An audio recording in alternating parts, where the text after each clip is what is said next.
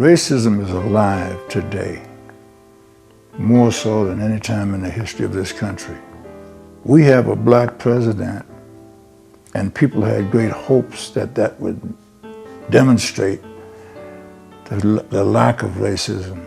But some people hate the fact that he is president until you can feel the hate all around you.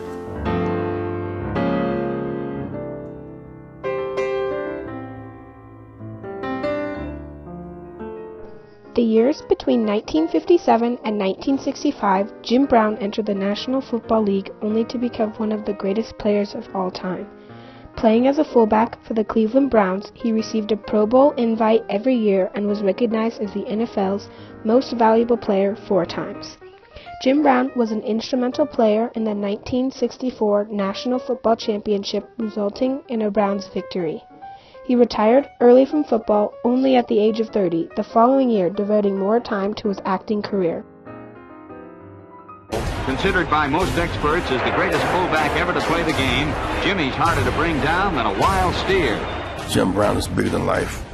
A fierce competitor for justice as he was on the field for excellence. Many athletes have transitioned from sports to acting, but very few have done it like Jim Brown. He was named the first black action star by reporter Mike Freeman after leading roles in many major motion pictures in the late 1960s till the early 2000s. Jim Brown stayed passionate about acting long into his life. However, his deeper passion for equal rights and opportunity for African Americans could no longer be suppressed with rising violence and discrimination. In 1865, the 13th Amendment abolishing slavery was passed by Congress, setting millions of slaves free. However, blacks were re-enslaved by poverty and segregation. The government, still dominated by whites, made little effort to emancipate these penniless, illiterate blacks from discrimination and bigotry. In the hope of integration, blacks were cast out by the establishment of black codes and Jim Crow laws that kept them politically powerless and economically inferior. And I would always say to Martin's people, you know, I'm of African descent, I'm an American citizen, I pay my damn taxes, and I want my rights. In 1954, the civil rights movement began when the extent of injustice and racism became overwhelming and could no longer be tolerated. Today's gathering is the largest in Washington's history. The men who organized the rally walk with springing steps toward the speaker stand. On the left, Roy Wilkins with A. Philip Randolph. They have fought their fight all of their adult lives. In the van is Martin Luther King, who has been jailed 12 times on racial issues. After decades of protest, the Civil Rights Act of 1965 was passed banning racial discrimination in private facilities open to the public. Blacks had equal rights and could now begin developing to be politically and economically equal. Jim Brown founded the Negro Industrial Economic Union, focused on providing support and technical assistance to blacks in order to stimulate investment and private enterprise of black capital and black-operated small business. The objective was that these types of emerging businesses could be locally owned in poor places like the ghetto to allow for economic growth in black communities. So my concept was, how can you get to the consciousness of a person that has no consciousness and who is relegating you to a second-class citizenship because of your color? So I thought economic development and a sense of cultural power would be a better way to fight, because capitalism in America was riding high, and you need resources. Basically 50, 60 years ago, with the civil rights movement and equality issues for men and women, it seemed to bring us closer together as a nation. I believe that racism is, the origin of racism stems from ignorance. These economic strides were corrupted by extensive gang influence and violence.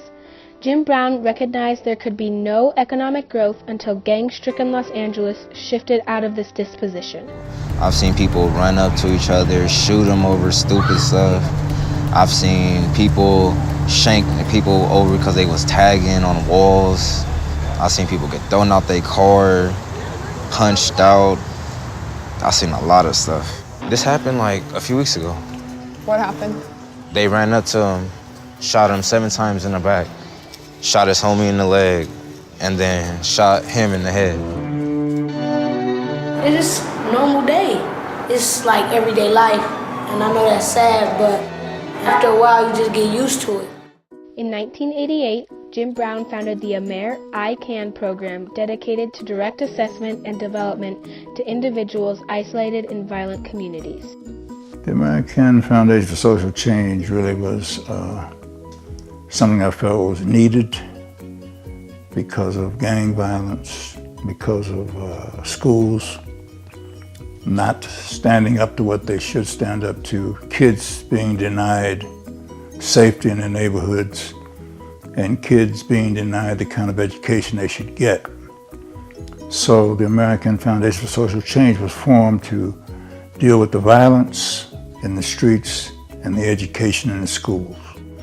This program initiates with training designed to boost self-esteem and motivation to positive behavior through attitude modification. This organization promotes goal setting and academic accomplishments catered to the individual's potential. Jim Brown and the Amer I Can program train their students to learn about themselves and take responsibility for their lives and destination through self-determination regardless of where they come from. You know, I have challenges on a daily basis, and I think the largest challenge is to not get on the pity party or the race party and pull the race card because I didn't get a grant or I didn't get a loan. I think it's a situation where, you know, it's not easy out there. Racism has been the most devastating thing in the history of America. Slavery was so dehumanizing, humiliating, profit-bearing, the business of it, the control of the slaves, the mental anguish, the physical degradation, the Willie Lynch syndrome of how to control human beings and turn them against each other is something that you see demonstrated in African Americans today. Assaults, drive-by shootings, homicides, kidnappings, and brutal home invasion robberies skyrocketed as the #1 concern for personal safety in the community as a result of a ruthless war between the Bloods and Crips gangs. Jim Brown called together the Grape Street Crips, P.J. Watts Crips, and Bounty Hunter Bloods to settle decades of murderous dispute. He welcomed gang members from across California into his home to regulate negotiation. From the Watts Truth of 1992 agreeing to a ceasefire between the conflicting gangs emerged a unified district between locals of the same hardship. This truce was a remarkable reversal of this disorder in Los Angeles that inspired other compromises of peace across America. The following year, homicide rates had dropped by 40% as well as overall crime rates. According to the LAPD, the crime rates and street violence dramatically decreased as well. Jim Brown had laid the foundation for blacks to make extensive economic contributions and to build a stronger community in the Los Angeles area for emerging businesses to survive. Economic advancement of black ghettos have begun to increase little by little as Jim Brown and many others pushed for social equality.